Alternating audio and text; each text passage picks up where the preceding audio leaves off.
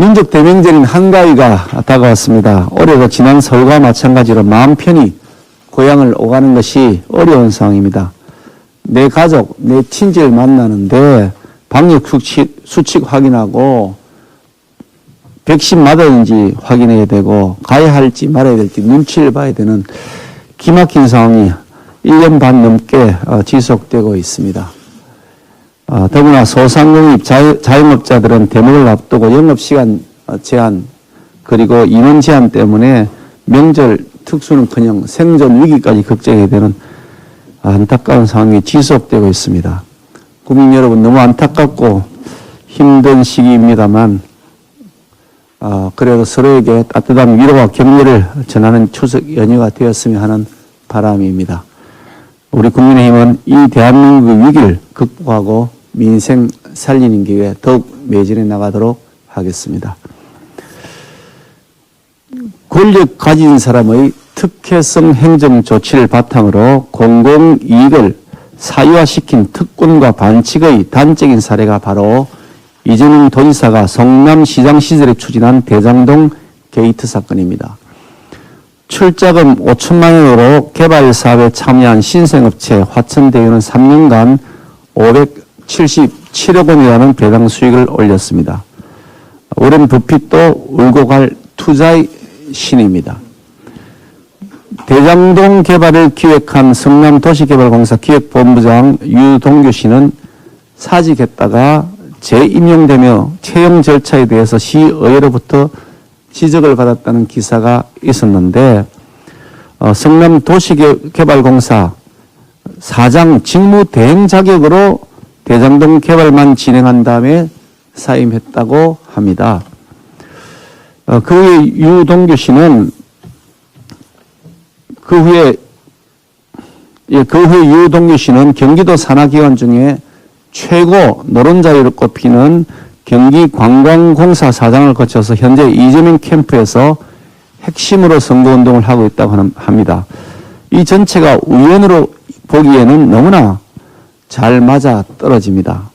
경기도에 유동규 씨밖에 없어서 계속 돌려쓰기를 해야 한다면 그 이유가 무엇인지 납득하기 어렵습니다. 특히 무엇이 그렇게 다급해서 사장이 아직 공석인 상태에서 직무 대행자가 서둘러서 이 엄청난 규모의 사업을 추진토록 결정했다는 것인지 납득하기가 어렵습니다. 이재명 당시 성남시장의 강력한 추진 의지나 지시가 없이 이 엄청난 결정을 진행했다고 보는 것도 상식에 바랍니다. 더구나 그 내용을 들여다보면 대장동 게이트는 권력을 교묘히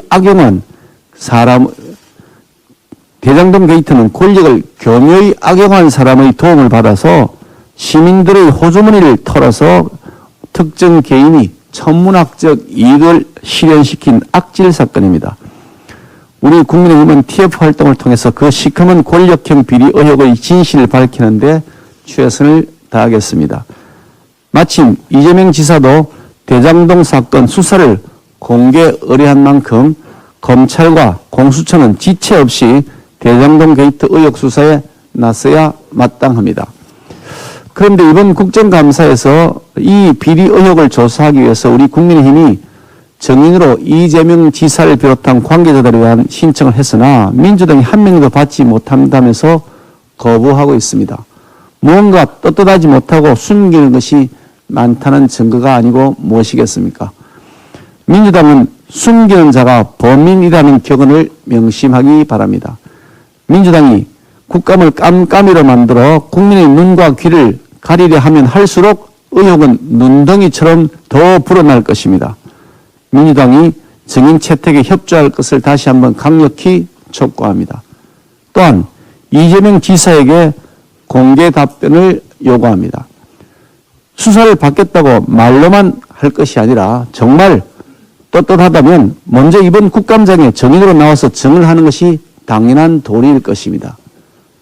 특히 대통령이 되겠다고 하는 후보자 입장에서 국민들 앞에 자신의 입장을 밝힐 수 없다면 무언가 숨기는 것이 있다고 하는 의혹을 받지 않을 수 없다는 점을 명심하기 바랍니다. 이번 국감에서 관련 상임위에 정도 출석할 의향이 있는지 공식 질의합니다. 답변을 요구합니다. 민주노총의 갑질이 민생을 멍들게 하고 있습니다. 건설 현장 택배 물류센터에 이어서 이번에는 동네 빵집입니다. 민주노총 화물연대 소속 배송기사들은 지난 3일부터 배송을 거부하고 파업을 시작했습니다. 대체 차량의 투입마저 방해해서 빵집들은 본사로부터 들어오는 물건을 받을 수 없게 되었습니다. 광주 지역에서 시작된 불법 파업은 현재 원주, 대구, 인천 등 10개 물류센터로 확대되어 화물연대 소속 차량 200여 대가 운송 거부에 동참하고 있다고 합니다. 가맹점주들이 불법 파업으로 인한 손해배상 청구를 예고하자 손해배상 책임 면제를 요구하면서 연대 파업을 이어가고 있다고 합니다.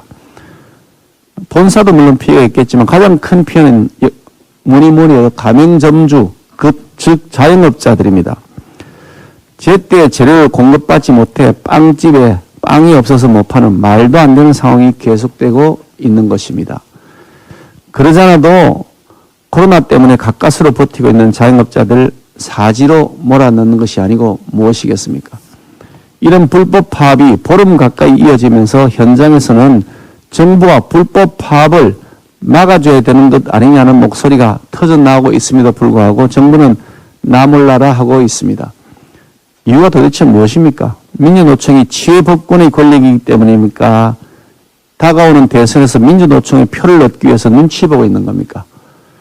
민주노총이 불법 파업을 밥 먹듯이 일삼고 온갖 횡포와 갑질로 선량한 시민을 죽음으로 내몰고서도 눈 하나 깜짝하지 않을 수 있는 것은 바로 민주노총을 상황처럼 떠받들고 있는 문재인 정권의 그릇된 대응 방식 때문입니다. 문재인 정부는 도대체 언제까지 선량한 시민들을 방치할 작정인지 정부가 민생 좀 먹는 민주노총 불법 파업에 이제라도 강력히 대응해야 한다는 점을 명심하기 바랍니다.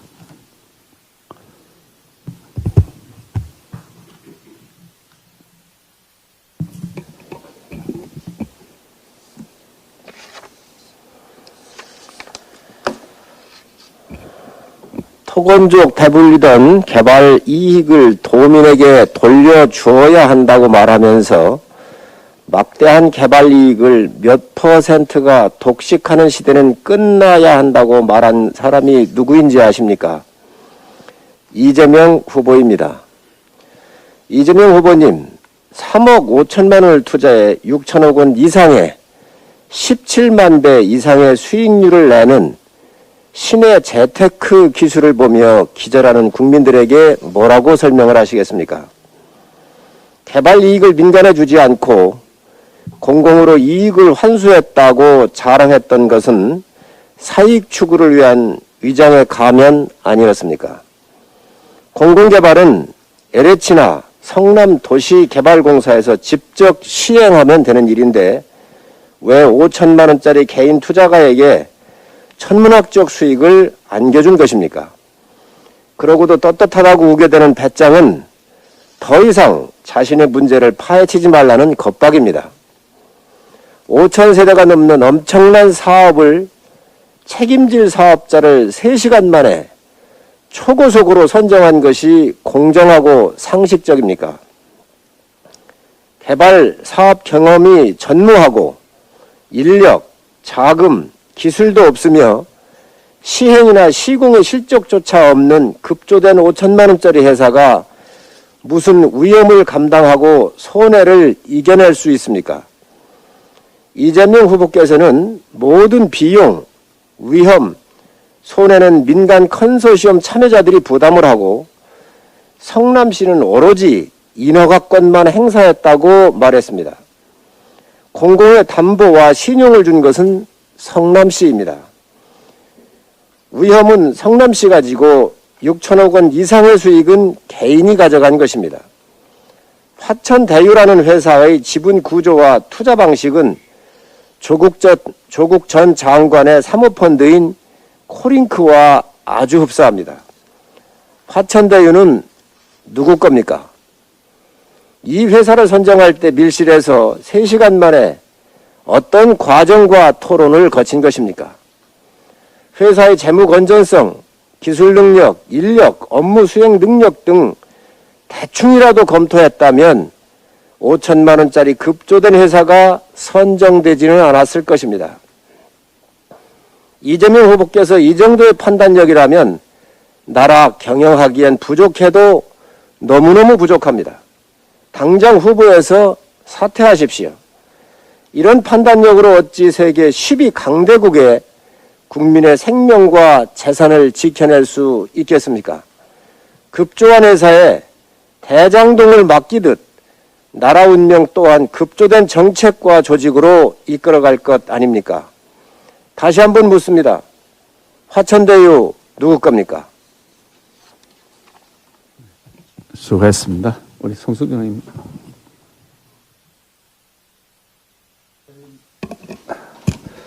부동산 시장 정상화 특위 위원장 송석준입니다. LH 특위 의혹으로 국민적인 공분을 산 지가 얼마 지나지 않았습니다.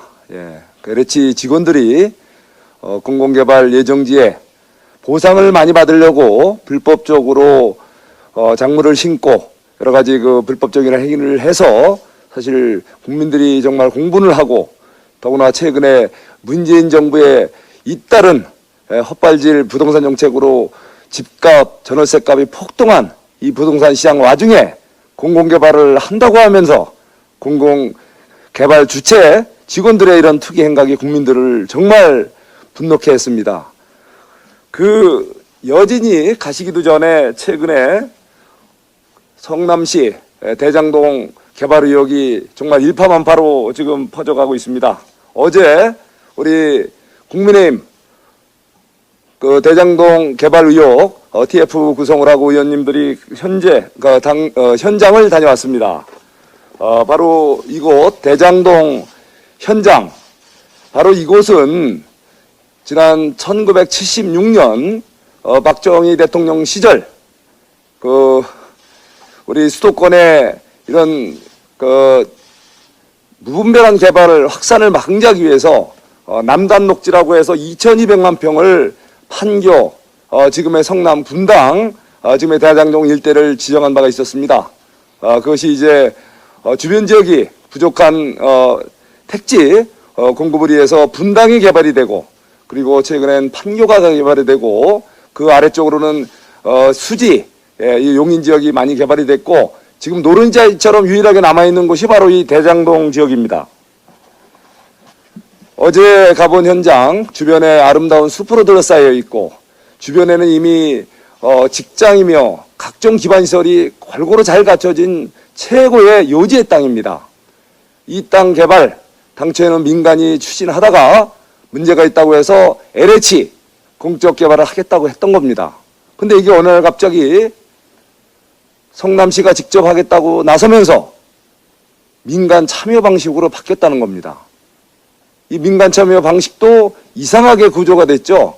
주주 구성이라든가 이런 이익 배당 방식 도저히 이해할 수 없는 방식으로 결정이 됐고 최근에 그 결과가 이제 2019년, 20년, 21년 이제 개발 이익 배당이 이루어진 겁니다. 그러다 보니까 결국 5천만 원 내놓고 570억 이상의 1,100배가 넘는 이런 이해할 수 없는 이런 폭리, 소위 우리가 약간만 좀 해도 우리가 정말 고리대금 뭐 한다 이런 얘기 하는데 이렇게 상상할 수도 없는 폭리를 특정 회사, 특정인들에게 안겨줬다는 거 이거 절대 이제 넘어갈 수 없는 그냥 넘어갈 수 없는 큰 우리 사회에 이제 뇌관으로 이제 작용할 것입니다. 이 부분에 대해서는 우리 당에서도 TF를 비롯해서 또 이번 국정감사 또 각종 이런 절차와 여러 가지 우리 각 상임위를 통해서 문제를 철저하게 규명해 내겠습니다. 바로 우리 당사자들께서도 이번 조사와 또 이런 규명에 적극 협조해서 정말 국민들의 의혹 낱낱이 정말 하나도 숨김없이 밝혀지기를 희망합니다. 이상입니다. 수고했습니다. 최영 의원님, 그다음에 조명 의원님 말씀하시면 되겠습니다. 예. 오늘은 북한의 열차 미사일 발사 방식은 일본이 건설한 철길 터널들을 활용하려는 핵 전력화의 새로운 높은 단계다라는 주제로 말씀드리겠습니다. 김정은 정권이 열차 미사일 발사에 성공하면서 한미는 기동성이 뛰어난 열차 발사 플랫폼까지 감시해야 하는 부담을 또 안게 되었습니다. 북한의 견지에서 보면 기존의 차량형 이동 발사대는 움직이면 미국 정찰 위성에 포착되는 단점이 있었습니다.